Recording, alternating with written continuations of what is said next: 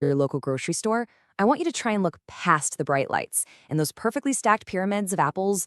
For most of us, it's literally just where we grab our food. But if you really want to understand how the cutthroat business world works, a supermarket, it's an absolute masterclass in financial machinery. Today, we're going to decode the hidden economics and the psychology operating quietly behind the scenes of every single grocery run you make. Let's get into it. When you walk into a grocery store, the very first thing your brain registers is abundance. And honestly, the revenue numbers absolutely back up that feeling of wealth. Check this out. The average American supermarket brings in roughly $712,000 a week. Multiply that out, and a single store is pulling in close to $37 million in gross sales annually. Just let that sink in for a second. $37 million pouring out of one building in one town every single year. I mean, it sounds like a license to print money, right? Well, here is where we violently pull the rug out, because almost none of that money actually stays in the building. Despite moving tens of millions of dollars, food retailers only average a microscopic 1.7% net profit margin. Yes, you heard that right, 1.7%. That is the industry average. If you run the math on that massive $37 million in revenue, the store is actually only keeping about $629,000 at the end of the entire year.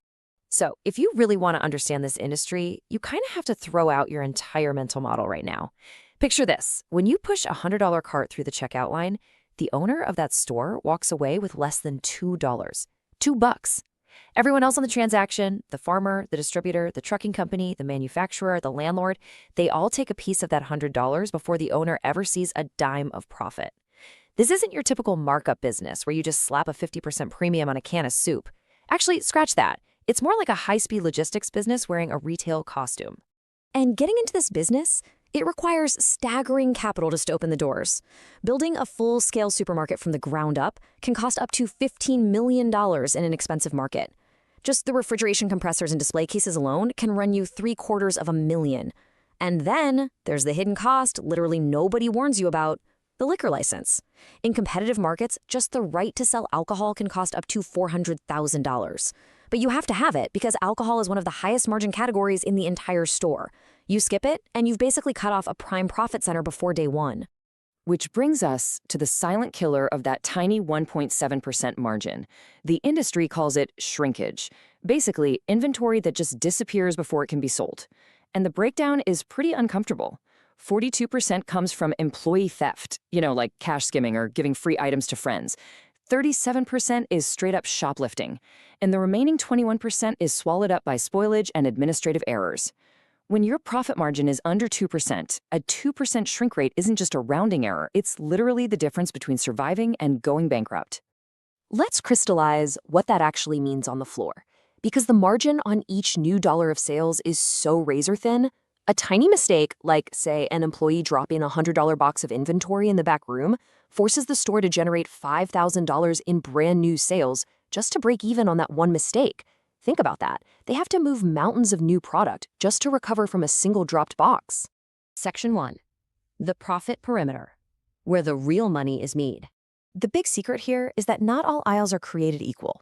Those center aisles, your canned goods, your cereal, your bottled drinks, they're basically just loss leaders. They get you in the door, but they only yield a 25 to 30% gross margin. The real financial engines, they're on the perimeter.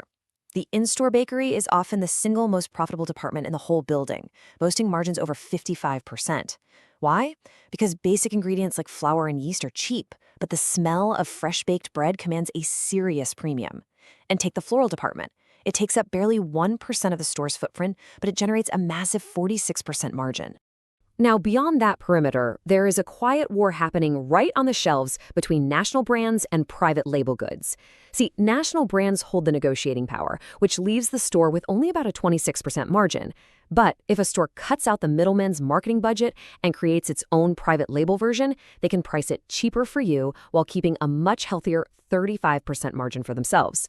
So the sweet spot for a highly successful supermarket is engineering their stock so that 35 to 40% of what you buy is their own highly profitable private label. Section 2. Psychology of the layout. Engineered to make you spend. You see, getting you to buy those specific, highly profitable items is definitely not left to chance. Every single inch of the floor plan is a heavily researched psychological trap. Here is your journey as a shopper completely engineered. Step 1. You walk into a decompression zone, uncluttered, usually filled with bright produce or flowers to signal freshness. Step 2. Data shows 9 out of 10 people naturally drift right, so the store guides you into a counterclockwise loop, which research proves actually makes you spend more. Step 3. They hide the absolute essentials, milk, eggs, meat, at the very back of the store, literally forcing you to walk past thousands of high-margin items just to get them. And finally, Step 4. The checkout lane, which brilliantly converts your idle wait time into pure impulse revenue. Shelf placement is literal warfare. There's a saying in the business, eye level is buy level. Items placed at an adult's eye line sell so incredibly fast that manufacturers pay thousands in fees just to secure that exact height. And those lower shelves? Oh, they aren't random at all. They are strategically loaded with bright, sugary products angled perfectly to catch the eye line of a child sitting right in your shopping cart. Add in the end cap displays that reliably boost sales by 20 to 30%, and you realize you are walking through a highly optimized behavioral maze. Now, while all that psychology is working on the floor, there is hidden financial magic happening in the back office. It's centered on something called the cash conversion cycle. Because you pay for your groceries instantly at the register, the store gets its cash right away. But they don't pay the giant manufacturers who supplied those groceries for 30 to 90 days. That gap means a well-run supermarket is sitting on millions of dollars of its suppliers' money, essentially getting free, interest-free financing to run their entire operation. And that cash conversion leads us to the real secret of the supermarket model. A 1.7% net margin sounds terrifyingly small, but it's kind of deceptive. Because a successful store turns its entire physical inventory over 17 to 19 times every single year. They take that tiny 1.7% margin and they compound it 19 separate times over 12 months on the exact same pool of capital. It's sheer, relentless volume that makes the math actually work. Section 3, Survive